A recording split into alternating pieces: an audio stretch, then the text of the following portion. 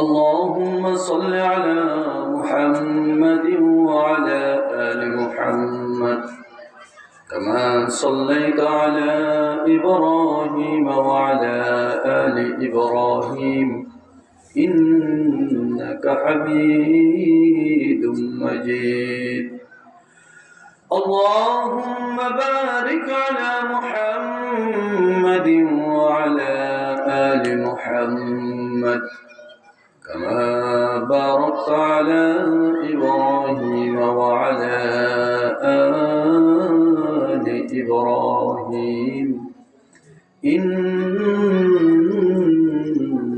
حميد مجيد الحمد لله والصلاة والسلام على رسول الله محترم حاضرين আল্লাহ পাক রব্বুল আলামিনের দরবারে আমরা সকলেই অসংখ্য অগণিত শুকর ও সুজুদ হামদ সানা আদায় করছি যে আল্লাহ তাআলার দয়ায় মায়ায় ভালোবাসা এবং মেহেরবানিতে মাগরিবের সালাত আদায় করার পরে আরো একটি দ্বীনি মজলিসের মধ্যে আল্লাহ তাআলা আমাদেরকে বসার তৌফিক দিয়েছেন।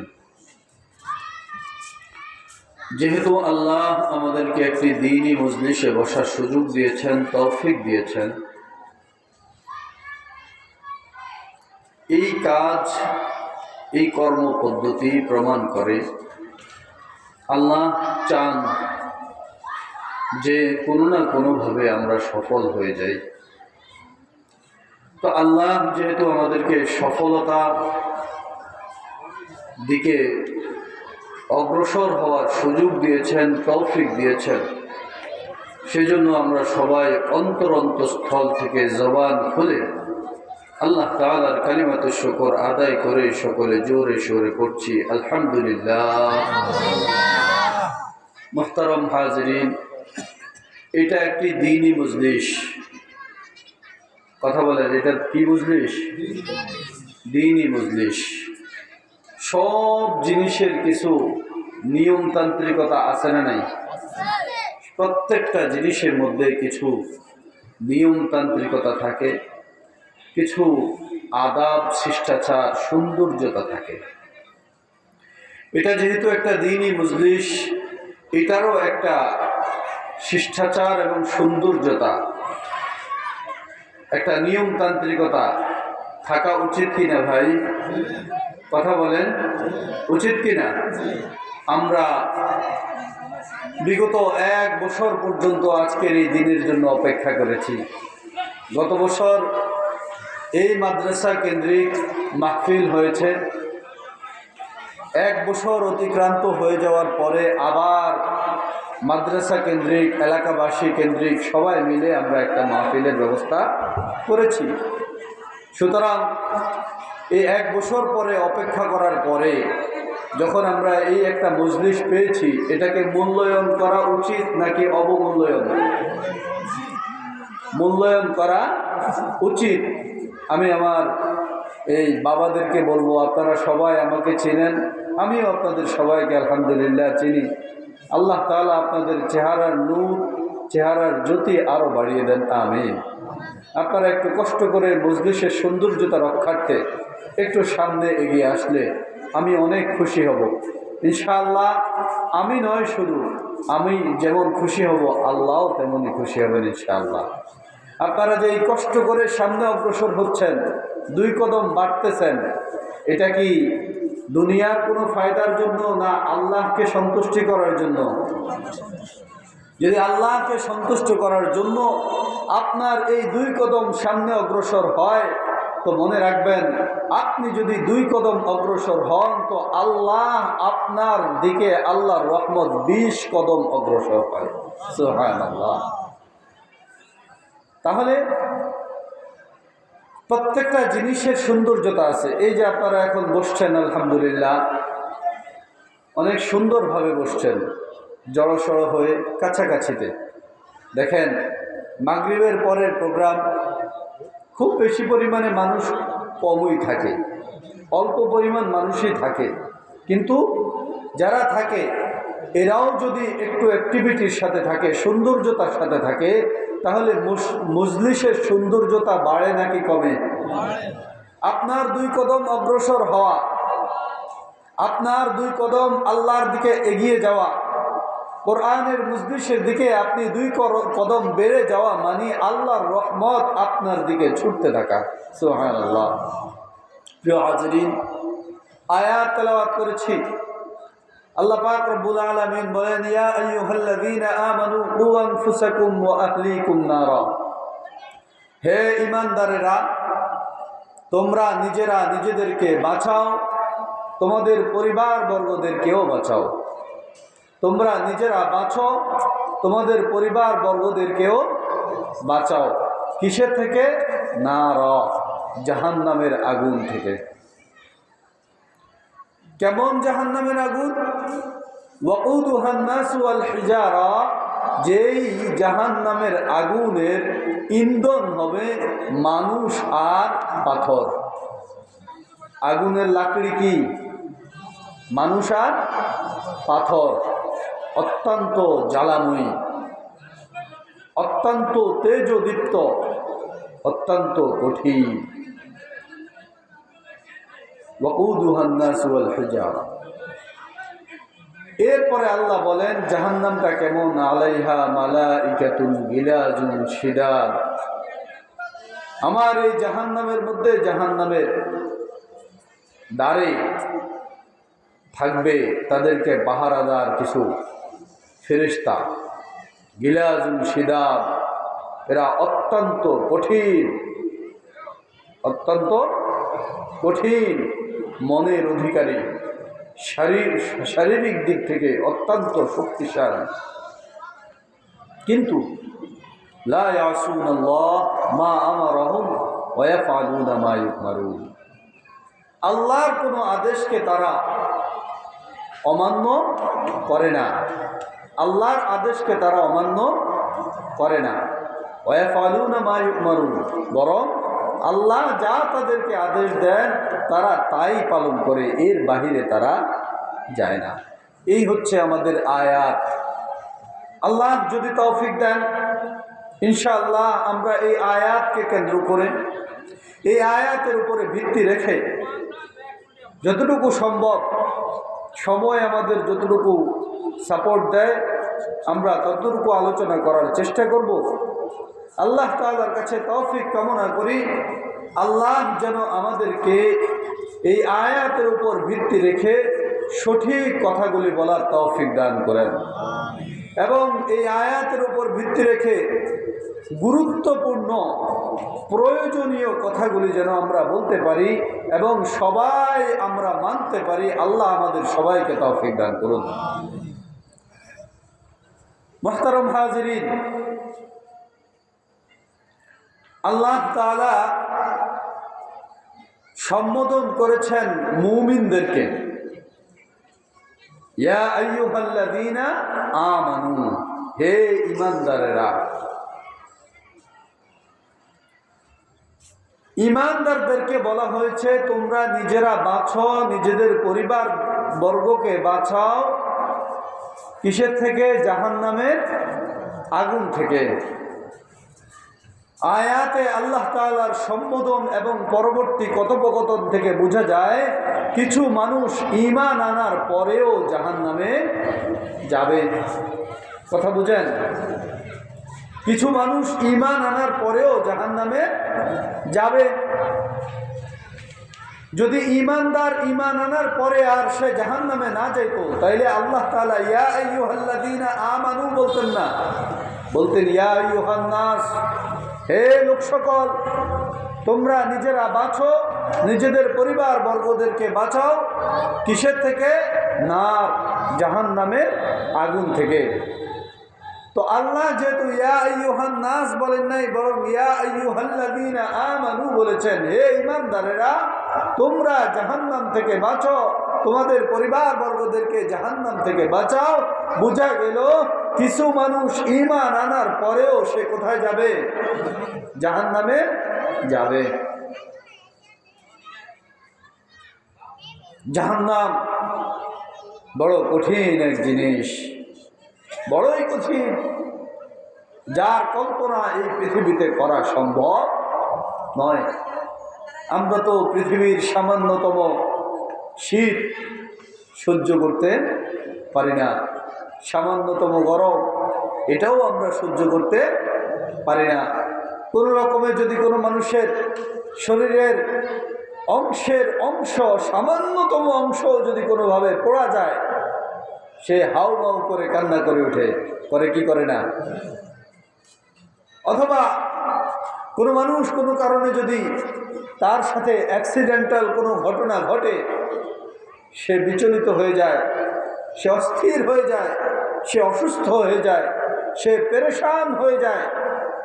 এত সব কিছু যদি এই সামান্যতম বিষয়ের কারণে আমাদের এত রিয়াকশন হয়, তো জাহান্নামের অবস্থাটা কেমন? আল্লাহু আকবার। জাহান্নামের আগুন থেকে বাঁচার জন্য আল্লাহ স্বয়ং মানুষদেরকে বলতেছেন, এটা এমন এক কঠিন জিনিস যেটা তুমি সহ্য করার ক্ষমতা রাখো না, যেটা সহ্য করার ক্ষমতা তোমার ভিতরে নাই।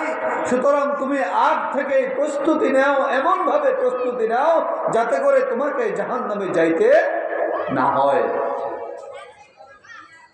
মুহতারাম হাজিরিন, আল্লাহ বললেন, ইয়া আইয়ুহাল্লাযীনা আমানু কু আনফুসাকুম ওয়া আহলিকুম নারা, হে ঈমানদাররা, তোমরা নিজেরা জাহান্নামের আগুন থেকে বাঁচো, তোমার পরিবার বর্গদেরকে জাহান্নামের আগুন থেকে বাঁচাও। নিজে জাহান্নামের আগুন থেকে বাঁচতে হবে, পরিবার বর্গদেরকেও জাহান্নামের আগুন থেকে বাঁচাইতে হবে। কোন মানুষ যদি মনে করে আমি নিজেই বেঁচে গেলাম, আমি নিজে একটু ভালো আমল করব, নিজে একটু দ্বীনের পথে চলব, প্রতিদিন সকালে কোরআন তেলাওয়াত করব, সকালবেলায় উঠে ফজরের আগে উঠে ভোর রাত্রে উঠে আমি তাহাজ্জুদ দিয়ে দিন শুরু করব, সকালবেলায় ফজরের নামাজ, ফজরের সালাত আদায় করলাম, কোরআন তেলাওয়াত করলাম, জিকির তাসবিহ তাহলিল করলাম, ইশরাক পড়লাম, চাষ্ট পড়লাম, যোহর পড়লাম, আসর পড়লাম, মাগরিব পড়লাম, মাগরিব পড়লাম, দিনের ভিতরে আরও বিভিন্ন ধরনের নফল ইবাদত করলাম, ইশার সালাত আদায় করে সবাই মিলে একসাথে খাওয়া দাওয়া করে তাড়াতাড়ি ঘুমিয়ে গেলাম। নিশ্চয়ই আমি সফল একজন মানুষ। যদি এই চিন্তা কোনো মানুষ করে, সে কখনোই সফল হতে পারবে না। তাকে সফল হইতে হইলে একলা সফল হওয়া যাবে না, একা সে সফল হওয়ার সুযোগ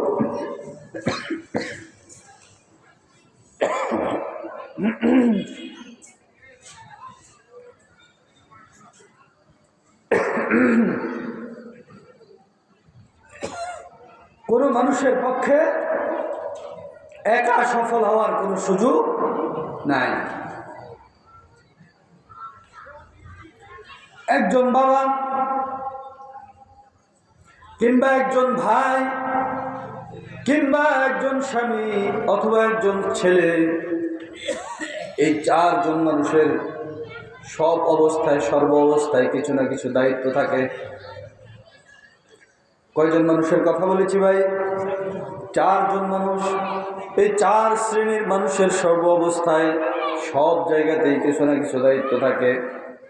বাবা হিসাবে একজন মানুষের, একজন পুরুষের কিছু দায়িত্ব থাকে, ভাই হিসাবে একজন পুরুষের কিছু দায়িত্ব থাকে, সন্তান হিসাবে একজন পুরুষের কিছু দায়িত্ব থাকে, স্বামী হিসাবেও একজন পুরুষের কিছু দায়িত্ব থাকে। কথা বলেন ঠিক কিনা?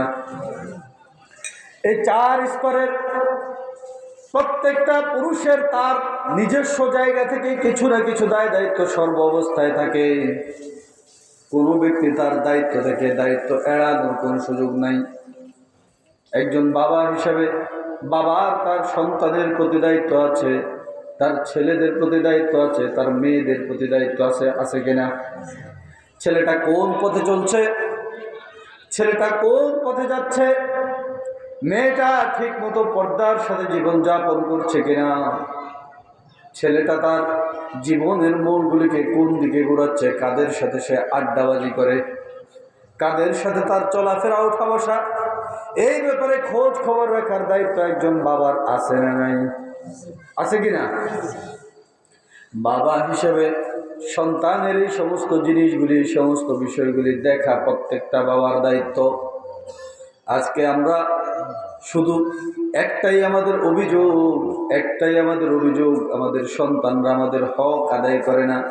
কিন্তু একটাবার আমি নিজেকে প্রশ্ন করেছি কিনা, আমি আমার সন্তানের হক কতটুকু আদায় করেছি?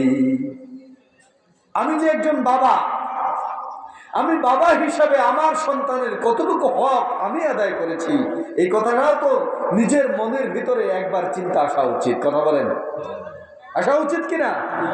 আমিও তো একজন বাবা, আমি আমার সন্তানের কতটুকু হক পালন করেছি। আহা, আমি যখন ওই দিক থেকে আসতেছি তখন বাচ্চারা কোরআন তেলাওয়াত করতেছিল। আপনাদের কাছে ভালো লেগেছে?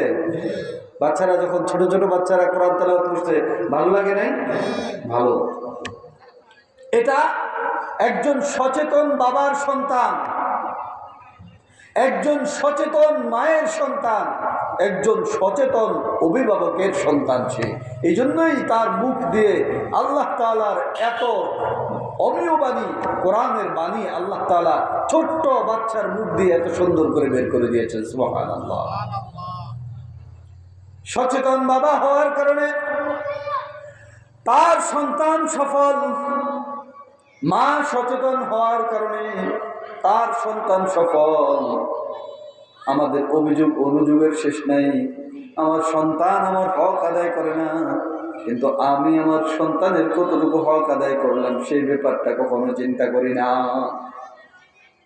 আমার সন্তান আমার হক আদায় করে না, এটাই শুধু অভিযোগ। সন্তান কেন আমার হক আদায় করছে না, কিন্তু আমি কতটুকু আমার সন্তানের হক আদায় করি, এটাও কি চিন্তা করার বিষয় না? ছোটবেলায় যখন সন্তানটা দুনিয়াতে আসে, সুন্নত তরিকায় তার ডান কানে আযান, বাম কানে ইকামতটা পর্যন্ত বাবারা অনেকেই দিতে পারে না। আছে না নাই? আছে কিনা?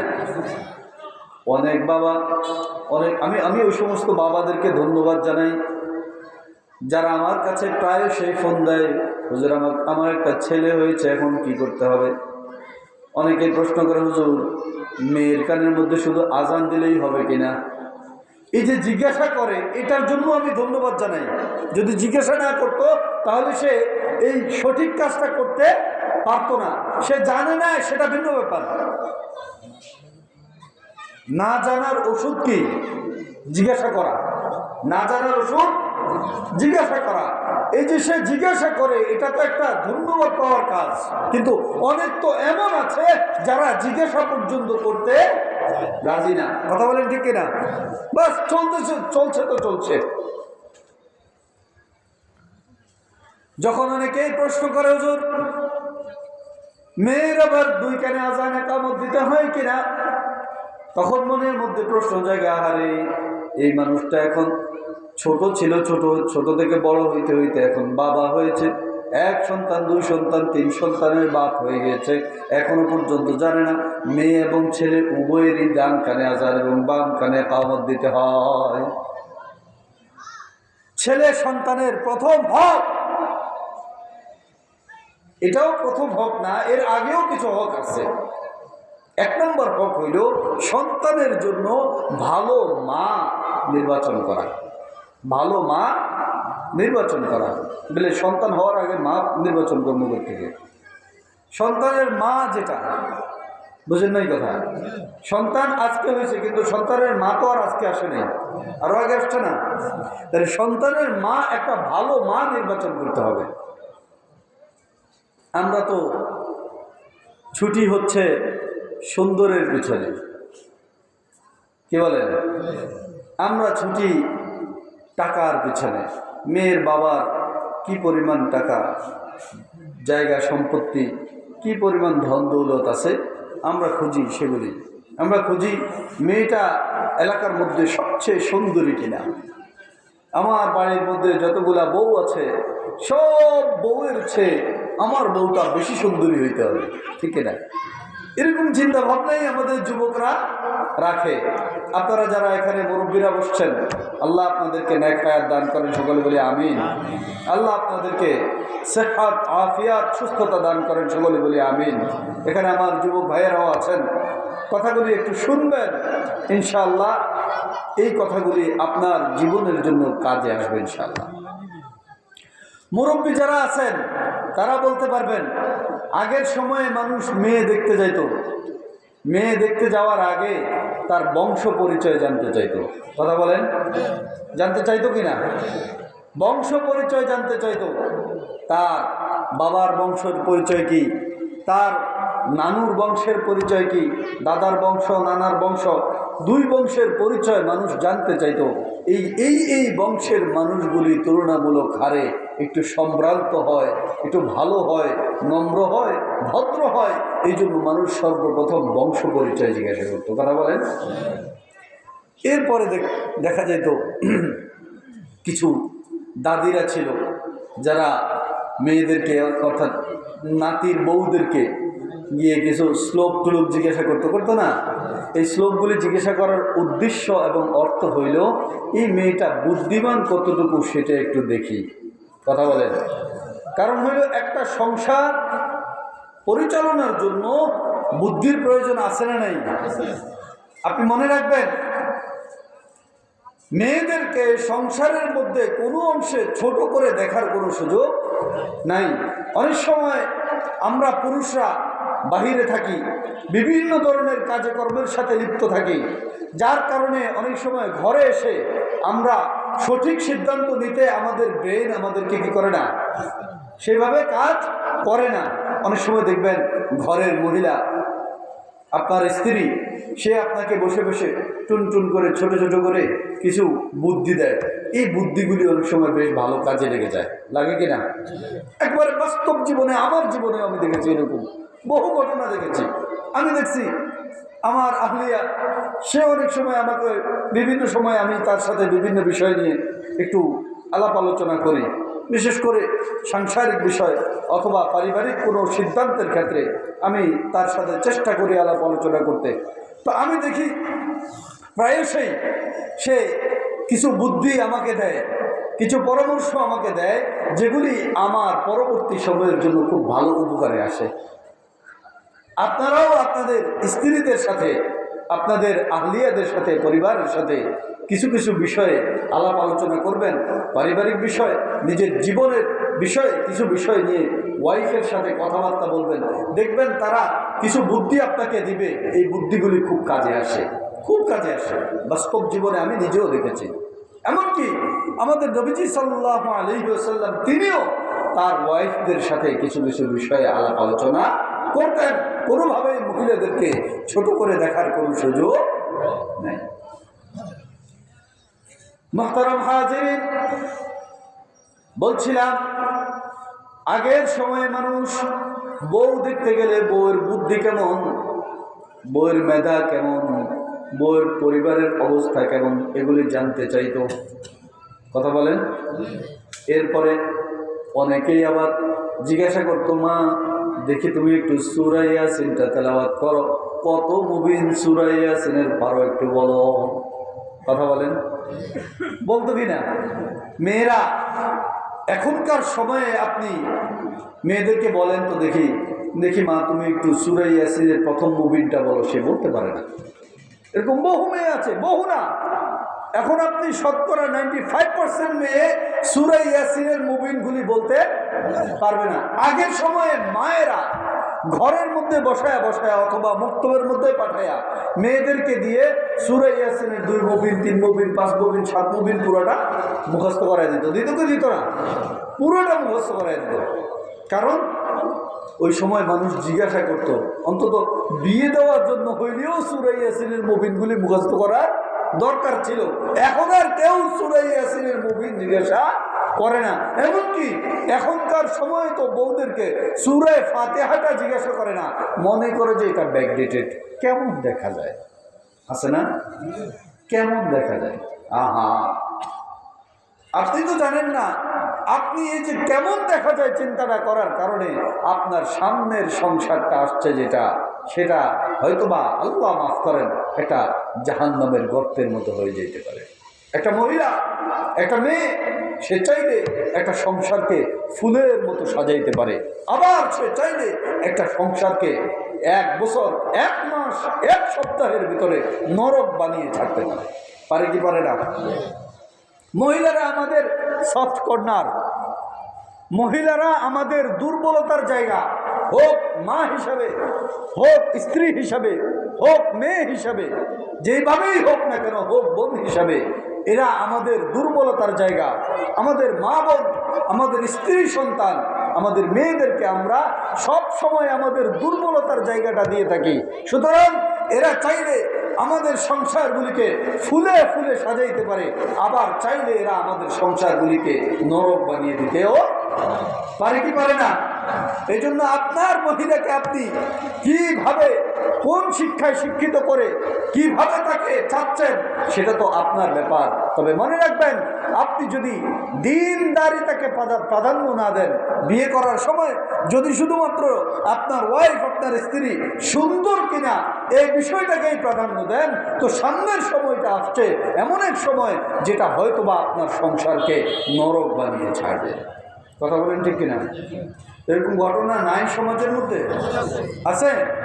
এরকম বহু ঘটনা সমাজের মধ্যে আছে, বহু ঘটনা। বিয়ে করেছে 1 সপ্তাহ হয় নাই, এর মধ্যেই সংসার ভেঙে গেছে। আছে না নাই? আছে কিনা? এর মধ্যেই সংসার ভেঙে গেছে। প্রিয় হাজিরিন,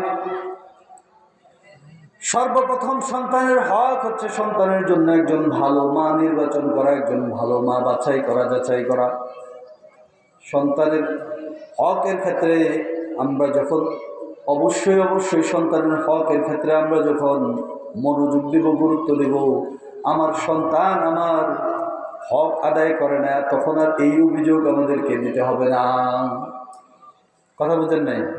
সন্তান হক আদায় করবে, অবশ্যই করবে, যদি আমি নিজে আগে সন্তানের হক আদায় করি। আমি নিজে আগে সন্তানের জন্য হক আদায় করতে হবে। আপনি দেখেন, আমরা আল্লাহর সৃষ্টি। কার সৃষ্টি? নাকি ভুল আছে? আমাদেরকে কে বানিয়েছেন? না বান্দর থেকে আস্তে আস্তে হয়ে গেছে? হ্যাঁ, বান্দরকেও তো আল্লাহ বানাইছে নাকি? আল্লাহর সৃষ্টি আমরা। আল্লাহ আমাদেরকে সৃষ্টি করার পরে তিনি চাইলে আমাদেরকে এমনি ছেড়ে দিতে পারতেন, যা ওদেরকে ছেড়ে দিল। আছে না?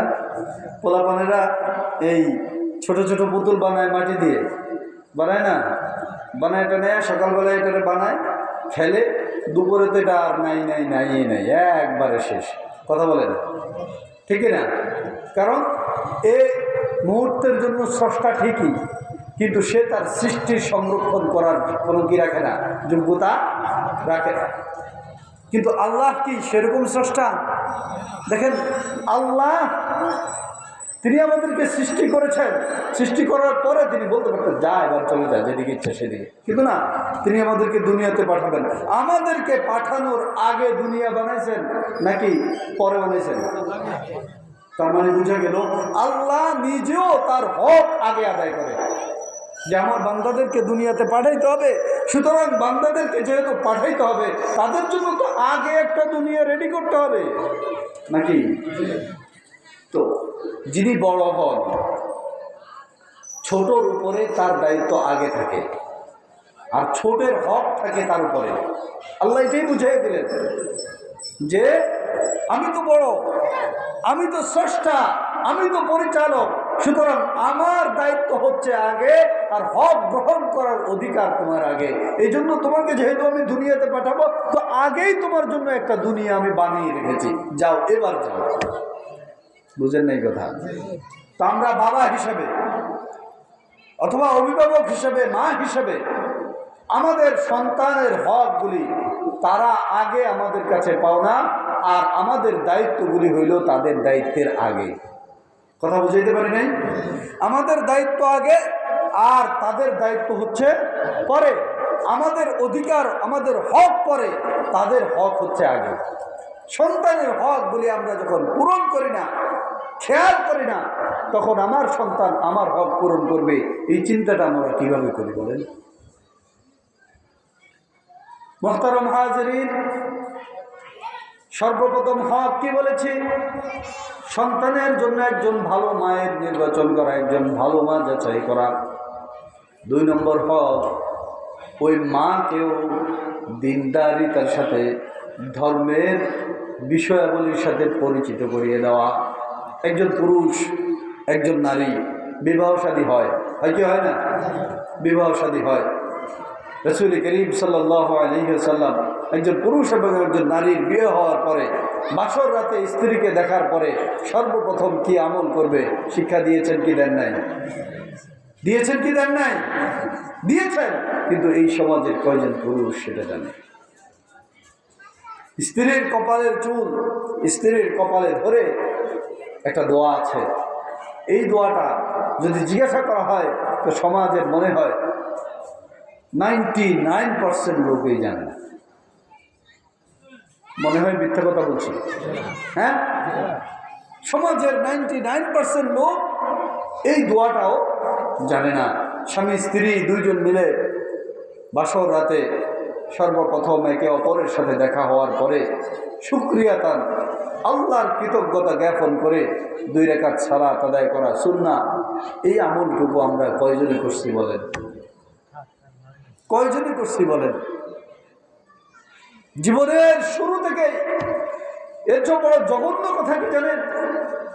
বিয়ে করা, বিয়ে করার মাধ্যমে একেবারে যে ফরজ আদায় হয় বিষয়টা এটা না। বিয়ে করা কারোর জন্য সুন্নাহ, কারোর জন্য ফরজ, কারোর জন্য ওয়াজিব, কারোর জন্য মুস্তাহাব। সবার জন্য বিয়ে করা কি না? ফরজ কিন্তু না। বুঝেন কথা? বিয়ে করা কি সবার জন্য ফরজ না? সবার জন্য বিয়ে করা কি না? ফরজ না।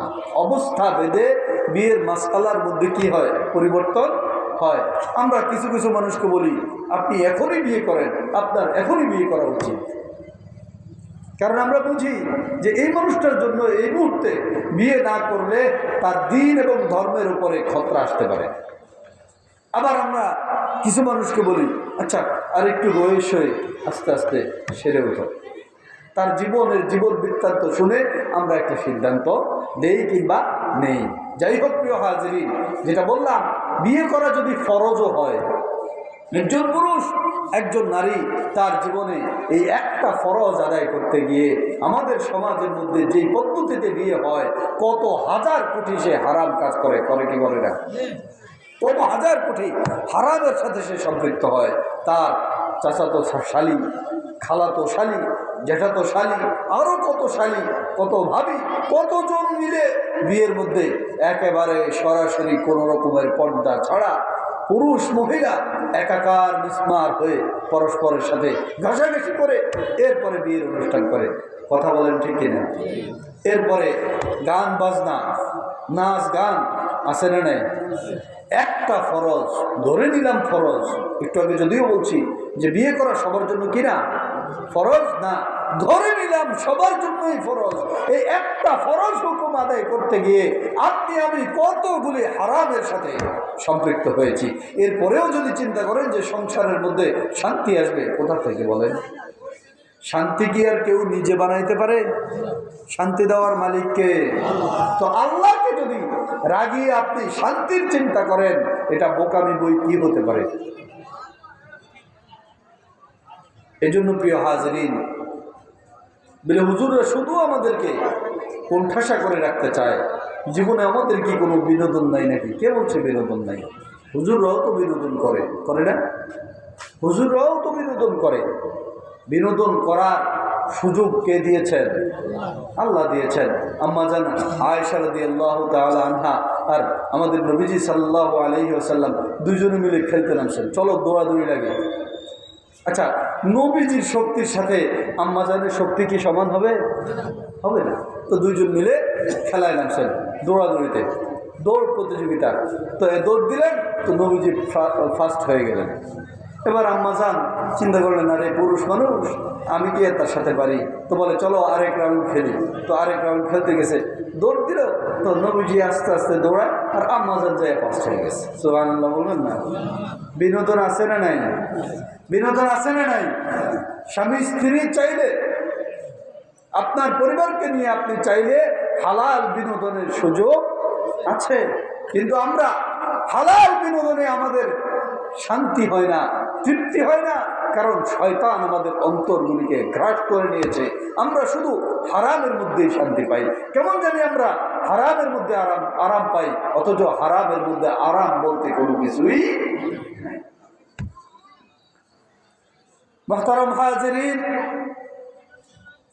সন্তানের ২ নম্বর হক হচ্ছে সন্তান জন্মগ্রহণ করার পরেই তার ডান কানে আজান দেওয়া, বাম কানে ইকামত দেওয়া, হোক সেটা ছেলে সন্তান কিংবা মেয়ে সন্তান। ৩ নম্বর হক হচ্ছে ৭ দিনের মাথায় সন্তানের মাথা মুন্ডন করে সম পরিমাণ স্বর্ণ কিংবা রৌপ্য আল্লাহর রাস্তায় দান করে, মাথা মুন্ডন করে চুলের সম পরিমাণ স্বর্ণ কিংবা রূপা আল্লাহর রাস্তায় দান করে ওই সন্তানের জন্য আল্লাহর নামে আকিকা করা। কথা বুঝেন নাই? এটা হলো ৭ম দিনের আমল। এরপরে সন্তানের জন্য একটা ভালো নামের ব্যবস্থা করা। এই সমাজের মধ্যে বহু মুসলমান এমন আছে যার সন্তানের নাম সেন্টু, মিথ্যা কথা, নান্টু আছে না নাই, স্বপন। স্বপন এটা কি হিন্দুর নাম না মুসলমানের নাম? এটাই তো বুঝে যায় নাকি? আছে না? বহু মানুষের নাম এই সমাজের মধ্যে এরকম আছে যাদের নামগুলি শুনলে বুঝাই যায় না এটা কি মুসলিম না হিন্দু, কিছু বুঝে যাবে। তাহলে সন্তানের জন্য ভালো নাম নির্বাচন করা এটাও সন্তানের পাওয়া হকগুলির মধ্যে একটি। যে সন্তান নিজের জীবনের শুরু থেকে শুনে তার বাবা তাকে সেন্টু, মন্টু, নান্টু বলে ডাকে, ওই সন্তান কিভাবে বুঝবে আমি একটা মুসলিম ঘরের সন্তান? তাকে তো বলে দিতে হয় আমরা মুসলমান, এই জন্য তুমিও মুসলমান। কথা বলেন? সে তার নাম থেকে এটা বুঝে না, নাম থেকে সে এই পরিচয় পায় না যে আমি একটা মুসলিম ঘরের সন্তান, আমার বাবা মুসলমান, আমার মা মুসলমান, আমিও মুসলমান। তার নাম এটা প্রমাণ করে না। তাহলে সন্তানের একটা ধর্মীয় অর্থবোধক ইসলামিক নাম রাখা এটাও সন্তানের একটা হক। এরপরে সন্তান যখন আস্তে আস্তে বড় হইতে শুরু করে, তাকে দ্বীন ধর্ম সম্পর্কে শিক্ষা দেওয়া এটাও সন্তানের হক।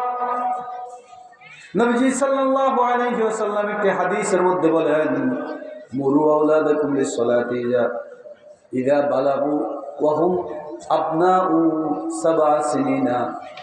যখন তোমাদের সন্তান 7 বছর বয়সে পৌঁছাবে তখন থেকে তোমাদের সন্তানগুলিকে তোমরা নামাজের জন্য আদেশ করবে।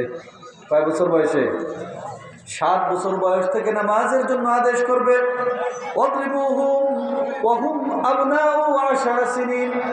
আর যদি 10 বছর পৌঁছে যায় এরপরেও সে নামাজে অভ্যস্ত না হয়, নামাজ না ধরে, তাহলে তোমার সন্তানকে তুমি 10 বছর থেকে আস্তে আস্তে শাসন করা শুরু করবে। তার মানে মুসলিম সন্তানের জীবনের শুরু থেকেই দ্বীন ইসলামিক কিছু ডিরেকশন আছে না নাই? আছে কিনা?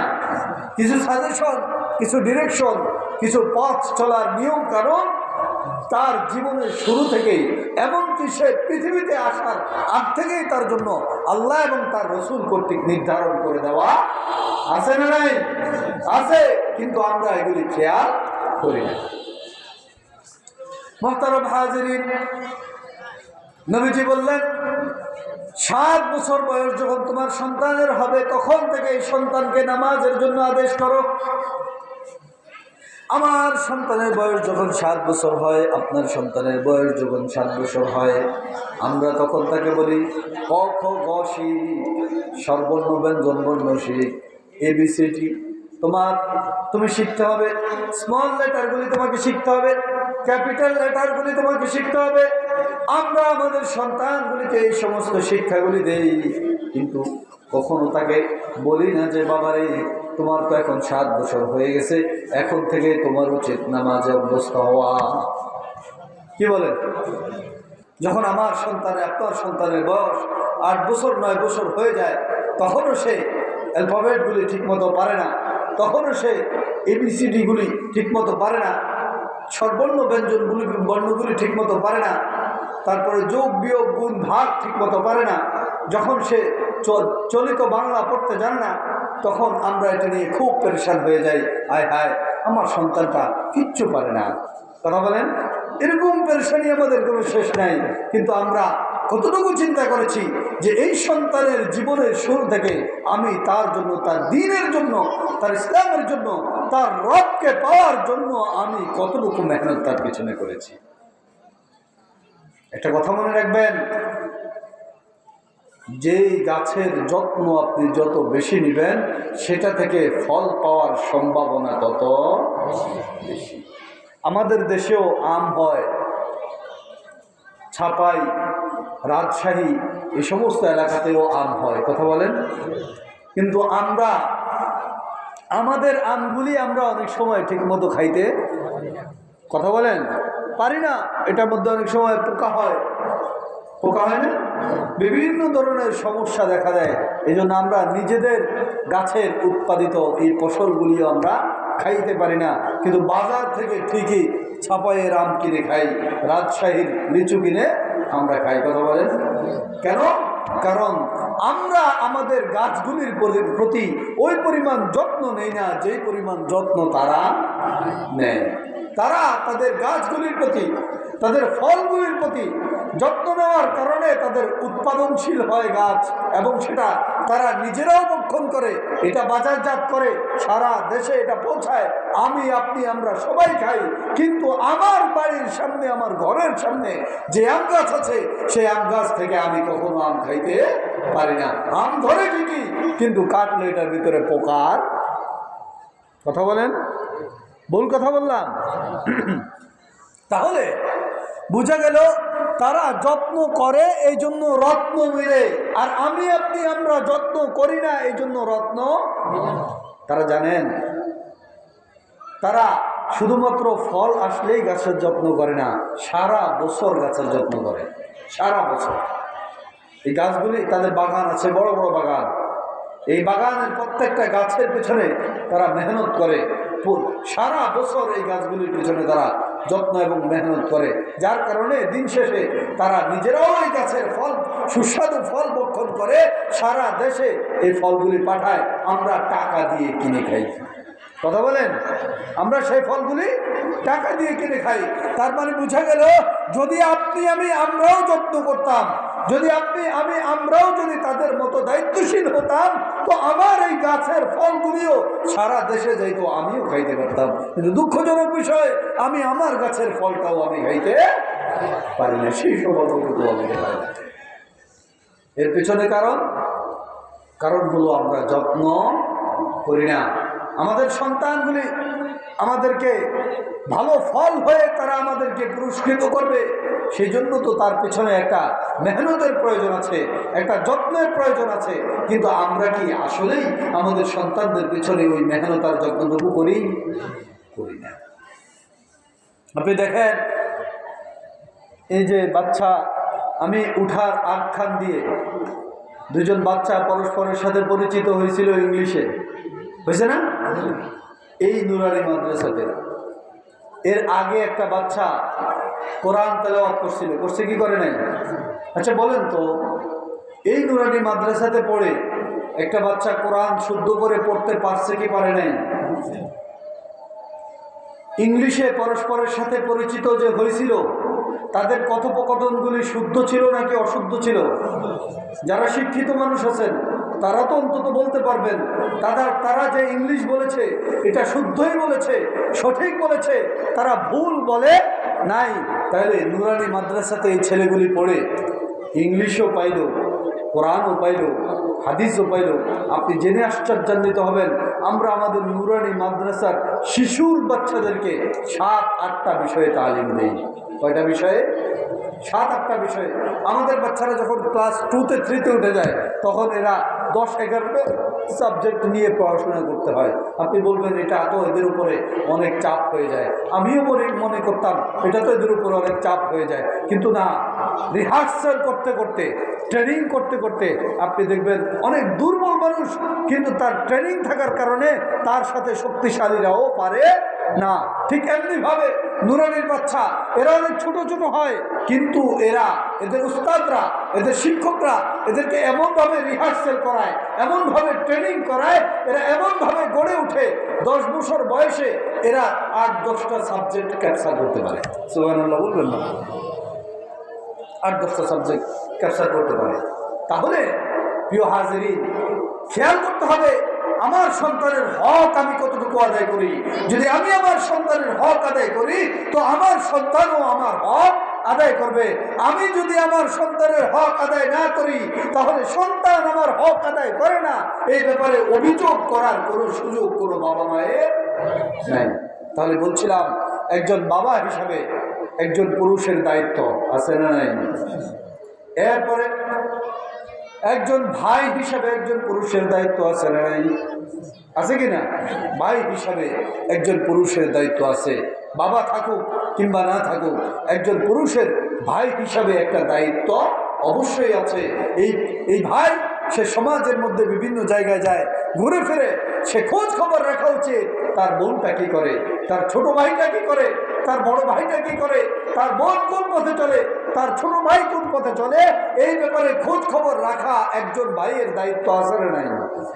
শুধু বলে ছোট ভাইটা আমার কথাবার্তা মানে না, ছোট ভাইটা আমার নিয়ম অনুযায়ী চলে না। চলবে কিভাবে রে ভাই? তুমি তো তোমার ছোট ভাইয়ের হক গুলিয়ে আদায় করবে। ছোট ভাইয়ের হক আদায় করার দরকার আছে না নাই? তাহলে একজন ভাই হিসাবে একজন পুরুষের দায়িত্ব আছে না নাই? আছে। এরপরে একজন ছেলে হিসাবে একটা পুরুষের দায়িত্ব আছে। এরকম বহু মা আছে যারা নিজেরাও ঠিক পথে চলে না। বহু মা আছে, বহু বাবা আছে যে নিজে সঠিক পথে চলে না। কিছুদিন আগে একজন বাবাকে বলছিলাম, আহা, আপনার তো এখন অন্তত পক্ষে একটু চিন্তা করা উচিত, আপনার তো এখন অন্তত পক্ষে একটু লজ্জা হওয়া উচিত। আপনার ছেলের 29 পারা মুখস্থ হয়ে গেছে, আপনি এখনো পর্যন্ত সিগারেট খান।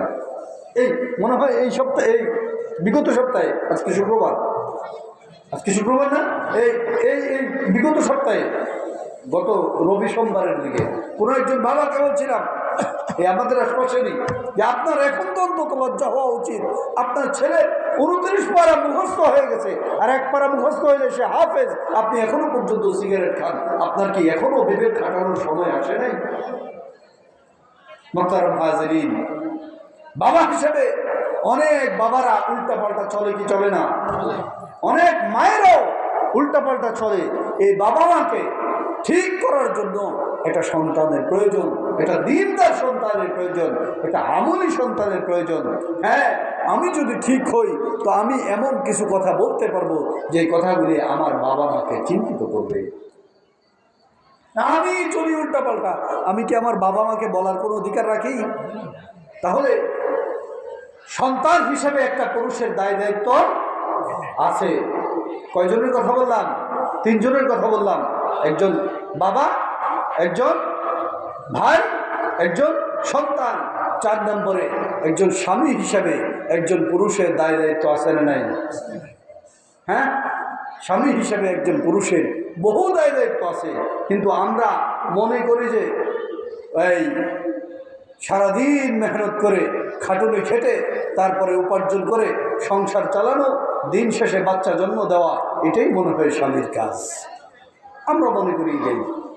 ভালো ভালো খাবারের ব্যবস্থা করবো সংসারের মধ্যে, একটা ঘর দরজা ঠিকঠাক মতো একবারে আলিশান করে করব, সংসারের মধ্যে যার যে খরচ লাগে খরচগুলি বহন করব, দিন শেষে আমার 2টা 3টা 4টা 5টা সন্তান হবে, এটাই মনে হয় একজন পুরুষের, একজন স্বামীর কাজ। এছাড়া আর কোনো কাজ মনে হয় আর কারো নাই। কি বলেন? এই চিন্তা নিয়ে যদি কোনো স্বামী চলে, তার সংসারের মধ্যে শান্তি আসবে, দিনদারিতা আসবে? জীবনেও কোনোদিন দিনদারিতা আসবে না। প্রিয় হাজিরিন, একজন স্বামীকে সোজা করার জন্য কিন্তু একটা স্ত্রী যথেষ্ট। আমি কিন্তু শুরুতেই বলেছি, মহিলাদের কিন্তু অনেক পাওয়ার আছে, আছে না? মহিলাদের অনেক পাওয়ার আছে। দেখবেন মেম্বার সাহেবের ডরে, মেম্বার সাহেবের ভয়ে এলাকার অন্য মানুষ কথা বলে না, কিন্তু মেম্বার সাহেব ঘরের মধ্যে বলে কথা বলে না। কেন? কারণ মেম্বার সাহেবের বউয়ের ঘরে ওই যে এই একটা কথা আপনারা শুনে থাকবেন, অনেক পিছনের কথা, আমার ঘরে আমি মেম্বার, আমার বউ চেয়ারম্যান। আছে না? আমার ঘরে আমি মেম্বার, আমার বউ চেয়ারম্যান। মেম্বার সাহেবের ভয়ে বাহিরের কোনো মানুষ কথা বলে না, কিন্তু মেম্বার সাহেব ঘরে গিয়ে তার বউয়ের ভয়ে কোনো কথা বলে না। মহিলাদের পাওয়ার আছে। মহিলারা চাইলে একটা, শুরুতেই বলছিলাম, মহিলা যদি চায় একটা সংসারকে ফুলের মতো করে সাজাইতে পারে, আবার যদি কোনো মহিলা চায় একটা সংসারকে নরক বানিয়ে ছাড়তে পারে। আবার খুব কম সংখ্যক হইলেও এমনও আছে কিছু পুরুষ খুব খারাপ, কিন্তু মহিলা ভালো। আছে না? মহিলা ভালো, সবাই বলে এই মহিলাটা খুব ভালো, কিন্তু তার কপালে আল্লাহ কি রাখছে, বলে না? বলে। তবে একটা জিনিস মনে রাখতে হবে, ধৈর্য। আমরা একটা কথা বলি, সবরে মেওয়া ফলে, বলি না? মেওয়া শব্দটা ফার্সি শব্দ, এর অর্থ হইল ফল। ফল, মেওয়া অর্থ কি? ফল। সবরে মেওয়া ফলে মানে ধৈর্য ধরলে ফল পাওয়া যায়। ধৈর্য ধারণ করলে কি পাওয়া যায়? ফল পাওয়া যায়। এই জন্য ধৈর্য ধরে সংসারটাকে গোছানোর চেষ্টা করতে হবে। যেই মা, যেই স্ত্রী, যেই মহিলা জীবনের শুরু থেকে সংসারে এসে কষ্টের পর কষ্ট, কষ্টের পর কষ্ট, অভিযোগ আর অনুযোগের পরে অনুযোগ করেও তারপরেও সংসারটাকে ধরে রেখেছে, টিকিয়ে রেখেছে, একটা সময় আসে সে সুখের হাসিটাও হাসে। কথা বলেন? সে সুখের হাসিটাও হাসে। অন্তত পক্ষে সে এই সুখ তার স্বামীকে দিয়ে না পাইলেও তার সন্তানকে দিয়ে সে এই সুখটা পায়। সে তখন আল্লাহর কাছে শুকরিয়া আদায় করে, আল্লাহ, জীবনের একটা সময় আমি বহু কষ্ট, বহু ক্লেশ আমি সহ্য করেছি, তুমি আমাকে এমন একটা সন্তান দিয়েছ, আলহামদুলিল্লাহ, এই সন্তানের কারণে আজকে আমি সুখী। আছে না? এরকম বহু ঘটনা ঘটে সমাজের মধ্যে। ধৈর্য, ধৈর্য জিনিসটা অত্যন্ত গুরুত্বপূর্ণ জিনিস। মুহতারাম হাজিরিন, যেটা বলছিলাম, ইয়া আইয়ুহাল্লাযীনা আমানু ও আনফুসাকুম ওয়া আহলিকুম নারা ওয়াকুদুহান নাস ওয়াল হিজারা, এমন জাহান্নাম থেকে তোমরা বাঁচো, তোমাদের পরিবার বর্গদেরকে বাঁচাও, যেই জাহান্নামের কাষ্ট হবে, যেই জাহান্নামের ইন্ধন হবে মানুষ আর পাথর। অত্যন্ত কঠিন জিনিস। মানুষ আর পাথর হবে এই জাহান্নামের ইন্ধন, এই জাহান্নামের কাষ্ঠ লাকড়ি হবে। আপনি আমরা মনে করতে পারি দুনিয়ার জীবনে আমাদেরকে জেলখানায় নেওয়া হয়, অনেক সময় অনেক অপরাধের কারণে অনেক অপরাধীদেরকে জেলখানার ভিতরে ঢুকানো হয়, হয় কি হয় না? তারপরে জামিনে আবার ছাড়িয়ে আনা হয়। জামিন মানে কি? কিছু টাকা পয়সা দিয়ে, কিছু মুসলিকা দিয়ে সেখান থেকে আবার তাকে ছাড়িয়ে আনা হয়। কথা বলেন? আপনি আমি এমন চিন্তা করতে পারি যে আমার চাচাতো ভাই, আমার জ্যাঠাতো ভাই কিংবা আমার পরিচিত একজনকে তো জেলখানায় নেওয়া হয়েছে, অনেক মারাত্মক জঘন্য অপরাধের কারণে তাকে জেলখানায় ঢোকানো হয়েছে। কিছুদিন জেলখানায় ছিল, জামিনে আবার তাকে ছাড়িয়ে আনা হয়েছে। সুতরাং যদি আমিও কোনো অপরাধ করি, জাহান্নাম থেকে হয়তো আমি জামিনে ছাড়িয়ে আসতে পারবো। কথা বলেন নাই? হয়তো জামিনে ছাড়িয়ে আসতে পারবো, সেই সুযোগ থাকতে পারে। অথবা জেলারকে কিছু ঘুষ-টুস দিয়া শাস্তি কিছু কমানোর ব্যবস্থা করতে পারবো। আছে না? গরিব শ্রেণীর যদি আসামি হয় তো জেলারদের আচরণ থাকে একরকম, আর যদি ধনী শ্রেণী হয় তো জেলারদের আচরণ থাকে ভিন্ন রকম। যারা জেলখানায় গিয়েছেন তারা জানেন, আমি কোনোদিন ভাই থানায়ও যাই নাই, আমার দরকার হয় নাই এই পর্যন্ত, জেলখানায়ও যাই নাই, কোনো প্রয়োজন হয় নাই, যাইনি। যাই হোক, যারা গিয়েছেন এরকম মানুষের মুখ থেকে শুনেছি যে টাকা পয়সা থাকলে জেলখানার ভিতরে গিয়েও আরাম পাওয়া যায়। এমনও শুনেছি কিছু মানুষ ফেমাস হওয়ার জন্য নিজেরাই জেলখানায় যায়, এরকমও শুনেছি। বুঝেন এই কথা? আমার অমুক নেতা, হ্যাঁ, আমাদের জননেতা, সে একবার এই গ্রেপ্তার হয়েছে, তাকে গ্রেপ্তার করা হয়েছে, এরকম কথাও আমি শুনেছি এবং বাস্তবিকও এরকম কিছু জিনিসের প্রমাণ আমি পেয়েছি। সেটা ভিন্ন ব্যাপার।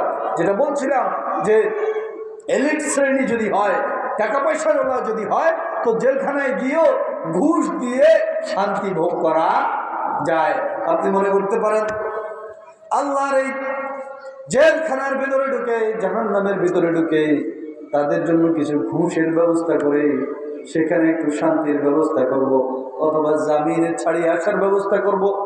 আল্লাহ বলেন সেই সুযোগ নেই। আলাইহা মালাইকাতুন গিলাজুন শিদাদুন লা ইয়াসুনাল্লাহ, এমন ফেরেশতা সেই জেলখানার মধ্যে আমি রেখেছি যারা অত্যন্ত কঠোর, অত্যন্ত শক্তিশালী। তুমি চাইলেও সেখান থেকে ঘুষ দিয়ে কিংবা শক্তি দিয়ে সেখান থেকে বের হয়ে আসতে পারবে না। ঘুষ দিয়ে তুমি সেখান থেকে বের হয়ে আসতে পারবে না। তুমি যদি মনে করো যে দুনিয়ার জেলখানা থেকে তো কোনো না কোনো ভাবে বের হয়ে আসতে পারি, তাহলে জাহান্নাম থেকেও কোনো না কোনো ভাবে বের হয়ে আসতে পারবো, হয়তো ঘুষে, নইলে শক্তিতে, নইলে মানু আর খালুর বলে। তাদের তো বল আছে, পাওয়ার আছে, বুঝেন নাই? তাদের পাওয়ারে আল্লাহ বলেন মালাইকাতুল গিলাজ, এরা তো এমন ফেরেশতা, এরা অত্যন্ত শক্তিশালী এবং এরা কারো কথা শুনে না, কেবলমাত্র কার? আল্লাহ। শুধুমাত্র আল্লাহর কথা ছাড়া এরা কারো কথা শুনে না। তুমি মনে করতে পারো তুমি কিছু ঘুষ দিয়ে সেখান থেকে বের হবে, আল্লাহ বলে সেই সুযোগও নাই। তুমি মনে করতে পারো তুমি শক্তি খাটিয়ে সেখান থেকে বের হবে, আল্লাহ বলে সেই সুযোগও নাই। লা ইয়াসুনাল্লাহ, এরা তো আল্লাহর কোনো নাফরমানি করে না।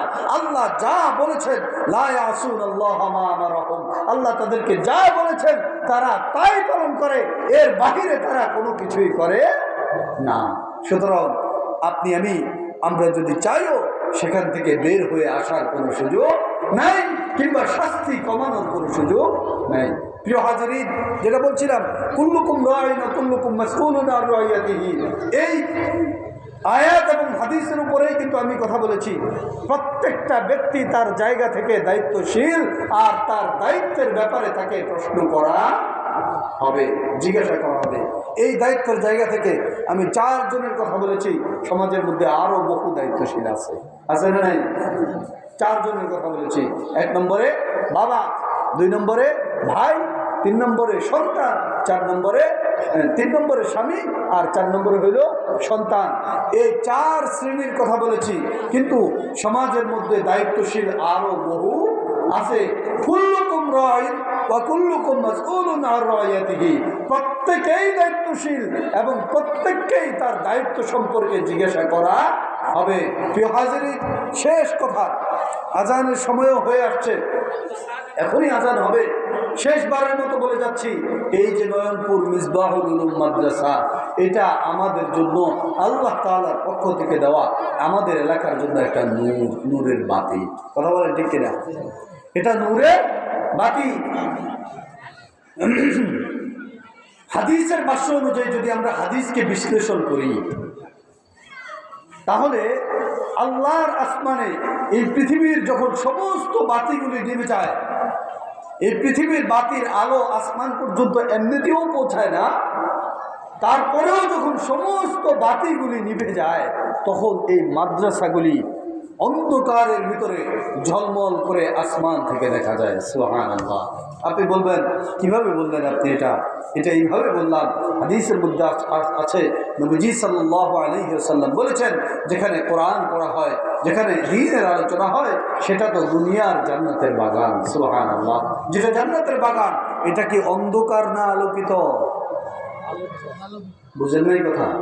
অন্ধকার না আলোকিত? তো যেটা আলোকিত সেটা তো চলতেই থাকবে, আর সেটা দৃশ্যমানও হবে। এই জন্য প্রিয় হাজিরিন, আমি বলবো এই মিসবাহুল উলুম মাদ্রাসা, এটা আমাদের এলাকার জন্য আল্লাহর পক্ষ থেকে একটা রহমত। আমি এটা বলছি না যে আপনার সন্তানকে আপনি ডাক্তার, ইঞ্জিনিয়ার বানাবেন না, আপনি অবশ্যই বানাবেন, অবশ্যই বানাবেন, কারণ ডাক্তার আমার দরকার আছে না নাই?